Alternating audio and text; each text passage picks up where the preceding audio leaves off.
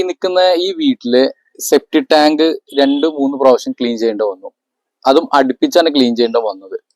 അപ്പോൾ ഇതിങ്ങനെ ഒരു പ്രശ്നം വന്നപ്പോൾ നമ്മൾ അറിയിച്ചപ്പോൾ നമ്മളിവിടെ വന്ന് നോക്കി. അപ്പോൾ ഇവിടെ മൊത്തം 5 ടോയ്ലറ്റാണ് ഇവിടെ ഉള്ളത്.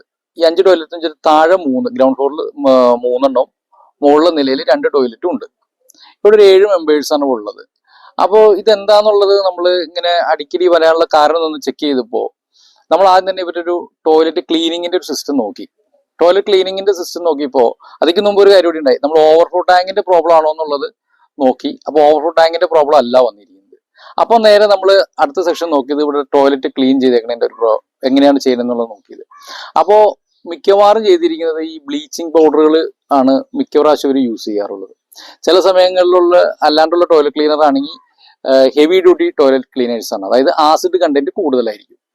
അപ്പോൾ നമ്മളിവിടെ ഒരു ഇതിന്റെ ഒരു സൊല്യൂഷൻ എന്താ ചെയ്യിച്ചതെന്ന് വെച്ചിട്ടുണ്ടെങ്കിൽ ആദ്യം തന്നെ ഇവരുടെ ഈ ക്ലീനിങ് സിസ്റ്റം അങ്ങോട്ട് ചേഞ്ച് ചെയ്തു.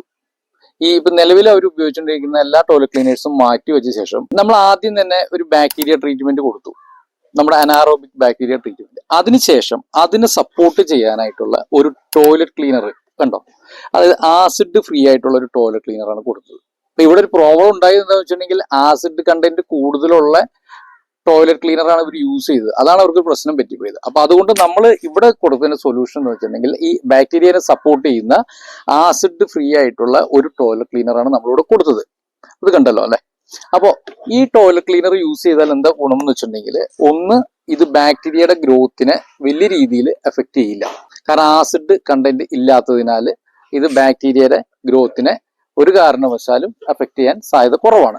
നമ്മളെ ഈ സെപ്റ്റി ടാങ്കിൽ അനാറോബിക് ബാക്ടീരിയയുടെ ട്രീറ്റ്മെന്റ് കൊടുക്കുന്നതിനോടൊപ്പം തന്നെ അതിനെ സപ്പോർട്ട് ചെയ്യുന്ന ഒരു ടോയ്ലറ്റ് ക്ലീനർ കൂടി ഉണ്ടെങ്കിലാണ് ഇതിന്റെ റിസൾട്ട് നമ്മൾ ഉദ്ദേശിക്കുന്ന രീതിയിൽ എത്തുള്ളൂ. അപ്പൊ അതുകൊണ്ട് നമ്മൾ ആ ഒരു കാര്യം കൂടി നമ്മൾ ഈ അനാറോബിക് ബാക്ടീരിയ ട്രീറ്റ്മെന്റിൽ ശ്രദ്ധിക്കേണ്ടതാണ്.